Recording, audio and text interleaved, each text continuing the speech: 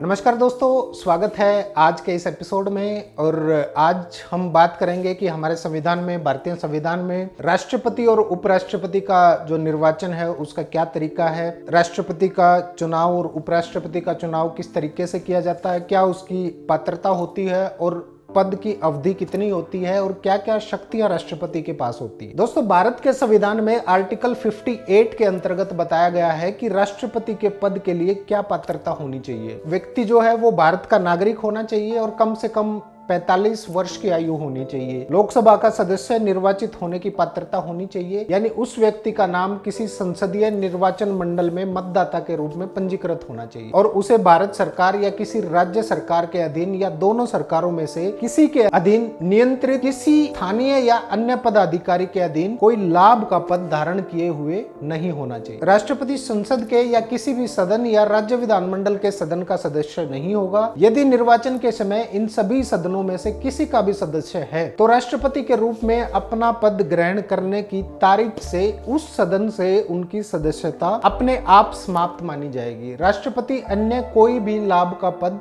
धारण नहीं कर सकते। दोस्तों, राष्ट्रपति अपने पद ग्रहण की तारीख से 5 वर्ष की अवधि तक पद धारण करता है और अपने पद की समाप्ति के बाद भी अपने पद धारण करता रहेगा जब तक कि उसका उत्तराधिकारी अपना प्रकरण नहीं कर लेता। वो पद के पूर्ण निर्वाचन का पात्र है, इसलिए उसको इस पद के लिए अनेकों बार निर्वाचित किया जा सकता है। भारत का संविधान किसी भी व्यक्ति को अनेकों बार राष्ट्रपति के रूप में नियुक्त होने की इजाजत देता है। 5 साल के पहले भी राष्ट्रपति अपने पद से त्याग पत्र दे सकता है, अपने पद को त्याग सकता है। ये त्याग पत्र उपराष्ट्रपति को संबोधित किया जाएगा जो इसकी सूचना लोकसभा अध्यक्ष को देगा। यदि राष्ट्रपति अपने पद का दुरुपयोग करता है या संविधान का अतिक्रमण करता है तो आर्टिकल 61 में उपबंधित किए गए महाभियोग द्वारा पद से हटाया जा सकता है। यहाँ ध्यान देना चाहिए कि राष्ट्रपति पर महाभियोग लगाने की प्रक्रिया का उल्लेख आर्टिकल 61 के अंतर्गत किया गया है। भारत का राष्ट्रपति अप्रत्यक्ष निर्वाचन द्वारा चुना जाता है, इसके लिए कोई सीधा चुनाव नहीं होता, यानी जनता के चुने हुए प्रतिनिधियों द्वारा ही राष्ट्रपति का चुनाव किया जाता है। वहीं संयुक्त राज्य अमेरिका में जनता द्वारा सीधे चुना गया व्यक्ति ही राष्ट्रपति होता है, लेकिन भारत की संसदीय सरकार प्रणाली में राष्ट्रपति नाम मात्र का अध्यक्ष है, इसलिए उसका चुनाव अप्रत्यक्ष निर्वाचन के आधार पर होता है। संघ की कार्यपालिका शक्ति मंत्री परिषद में निहित होती है। राष्ट्रपति का निर्वाचन एक ऐसे निर्वाचन खंड के सदस्य करते हैं जिनमें संसद के दोनों सदनों के निर्वाचित सदस्य और राज्य की विधानसभाओं के निर्वाचित सदस्य होते हैं। इसके बारे में संविधान के आर्टिकल 54 में व्यवस्था की गई है, आर्टिकल 54 में व्यवस्था की गई है। इसके साथ ही दोस्तों, भारत का एक उपराष्ट्रपति भी होता है और उपराष्ट्रपति का निर्वाचन संसद के दोनों सदनों के सदस्य मिलकर एक अनुपातिक प्रतिनिधित्व पद्धति के अनुसार एकल संक्रमणीय मत द्वारा करते हैं और इस निर्वाचन में मतदान सीक्रेट बैलेट द्वारा होता है। आर्टिकल 66 के अनुसार राष्ट्रपति के निर्वाचन में विधानमंडल के सदस्य भी भाग लेते हैं, जबकि उपराष्ट्रपति के निर्वाचन में केवल संसद के सदस्य ही भाग लेते हैं। उपराष्ट्रपति का निर्वाचन राज्य के विधान मंडलों की भूमिका में नहीं होता है, ऐसा उसके कार्य को देखते हुए किया गया है। उसका मुख्य कार्य राज्यसभा की बैठकों की अध्यक्षता करना होता है। राष्ट्रपति के निर्वाचन से संबंधित किसी विषय का विनियम संसद विधि बनाकर कर सकती है। उसके निर्वाचन से संबंधित सभी शंका और विवादों की जांच और प्रक्रिया उच्चतम न्यायालय करता है। उसके निर्वाचन पर आपत्ति निर्वाचन पूरा होने के बाद भी की जा सकती है। न्यायालय द्वारा उसके निर्वाचन को शून्य घोषित किए जाने के बाद उसके पद की शक्तियों का प्रयोग करके किए गए कार्य मान्य नहीं होंगे। राष्ट्रपति की भांति उपराष्ट्रपति का कार्यकाल भी 5 वर्ष का होता है और उपराष्ट्रपति भी राष्ट्रपति की तरह अपने पद से कभी भी इस्तीफा दे सकते हैं, त्याग पत्र दे सकते हैं। राष्ट्रपति की शक्तियां बताना भूल गए, लेकिन अब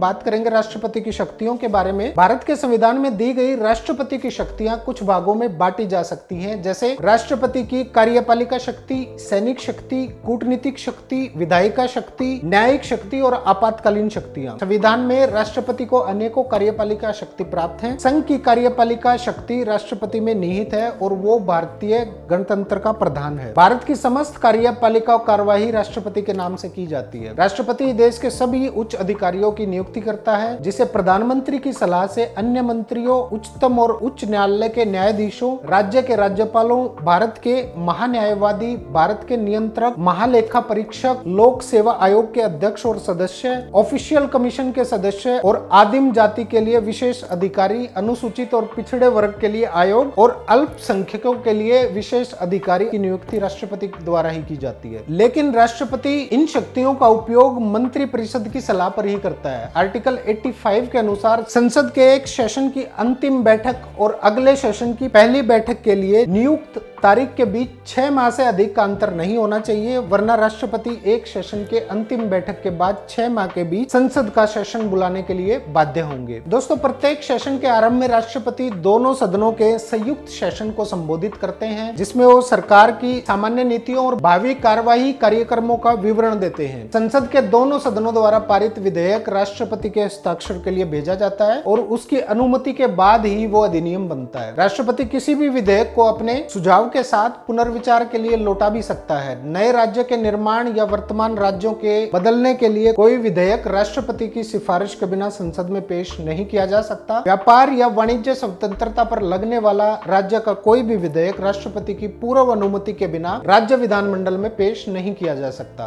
भारत के संविधान के आर्टिकल 123 के अनुसार राष्ट्रपति की विधायी शक्तियों में अध्यादेश जारी करने की शक्ति सबसे महत्वपूर्ण है। आर्टिकल 123 उपबंधित करता है कि अगर संसद में किसी कारणवश दोनों सदन सेशन में ना हो और एकदम से कोई ऐसी परिस्थिति आ जाए जिस पर तुरंत कार्रवाई करना हो, तो उस स्थिति में राष्ट्रपति द्वारा विधिक कार्रवाई या अध्यादेश जारी किया जाता है। राष्ट्रपति द्वारा जारी किया गया अध्यादेश का वही प्रभाव और बल होगा जो संसद द्वारा पारित अधिनियम का होता है। राष्ट्रपति किसी भी समय अपने द्वारा जारी किए गए अध्यादेश को वापस ले सकते हैं और किसी भी अध्यादेश द्वारा नागरिकों के मूल अधिकारों का अतिक्रमण नहीं किया जा सकता, क्योंकि आर्टिकल 13 के अधीन विधि शब्द के अंतर्गत अध्यादेश भी शामिल है। आर्टिकल 13 याद है ना दोस्तों, हमने पिछली वीडियो में आप लोगों को बताया था कि आर्टिकल 13 में क्या होता है। एक बार फिर से बता देते हैं। आर्टिकल 13 न्यायिक समीक्षा के लिए एक संवैधानिक आधार प्रदान करता है, क्योंकि ये उच्चतम न्यायालय और उच्च न्यायालय को ये अधिकार देता है कि वो संविधान पूर्व कानूनों की व्याख्या करे और ये तय करने का अधिकार देता है कि ऐसे कानून वर्तमान संविधान के मूल्य और सिद्धांतों के साथ सुसंगत हैं या नहीं।